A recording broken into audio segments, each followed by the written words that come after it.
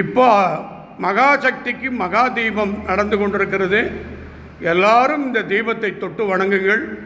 அம்பாள் திருவடியை வணங்குங்கள். அம்மா நமக்கு புஷ்பம் விழுந்து கொடுத்துருப்பா, அந்த புஷ்பத்தை தொட்டு கும்பிடுங்க. எலுமிச்சம்பழத்தை தொட்டு கும்பிடுங்க. நீரை தொட்டு கும்பிடுங்க. இந்த புஷ்பத்தெல்லாம் எடுத்து ஒவ்வொருத்தரும் தலையில் வச்சுங்க. எல்லாருக்கும் இந்த தீபார்த்தனை எல்லா அருளும் உங்களுக்கு கிடைக்கட்டும். எல்லா அற்புதம் கிடைக்கட்டும். வந்திருக்கிறவர்கள் அனைத்து பிரார்த்தனைகளும் ஈடேற ஒவ்வொருக்கும் ஒவ்வொரு விதமான யோகங்களையும் அம்மா இந்த நிமிஷத்தில் வாரி வழங்க வேண்டும். எல்லா செல்வத்தையும் கொடுக்க வேண்டும். கடன் சுமையை நிவர்த்தி செய்ய வேண்டும். ஒவ்வொரு வீட்டிலும் தாயை குடிகொள்ள வேண்டும். எல்லோருக்கும் பால் பாக்கியத்தை கொடுக்கணும். ஒவ்வொரு குழந்தைக்கும் அறிவு ஞான பக்தி கொடுக்க வேண்டும்.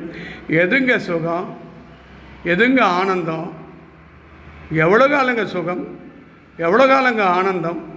ஒரு நாள் அழுது தாங்க தீரணும். பிறக்கும் பொழுதும் அழுகிறோம், இறக்கும் பொழுதும் அழுகிறோம். இந்த இடைப்பட்ட காலத்தில் குதிக்கிறோம்.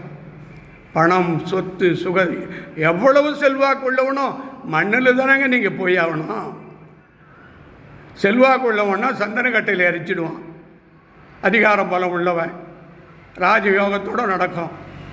தாயினுடைய அருள் இருந்து விட்டால் உன் ஆத்மாவை, உன் உயிரை அம்மா திருவடியில் கையிலே ஏந்தி கொள்வாள். அம்மா கிட்ட அவ்வளோ பலம் உண்டுங்க. அம்பாள் குடும்பத்தை கண்ணும் கருத்துமாக பாதுகாப்பாளுங்க. அம்மாள் எந்த காலத்திலும் பால் பாக்கியத்தை கொடுத்துக்கிட்டே இருப்பாங்க. அம்மா குழந்தை பாக்கியத்தை கொடுத்துக்கிட்டே இருப்பாங்க. எப்பவுமே பெண்களுக்கு தீர்க்க சுமங்கலியாக கொடுத்துக்கிட்டே இருப்பாங்க. கோடான கோடி செல்வத்தை கொடுத்து உயர்த்தி பார்ப்பாங்க. அம்மாவை நம்பிக்கை விடாதீங்க. தானம் செய்யுங்க, தர்மம் செய்யுங்க, அன்னதானம் செய்யுங்க. உங்கள் குடும்பம் ஆனந்தமாக வாழ அம்பாளை நிறைவு செய்கிறேன்.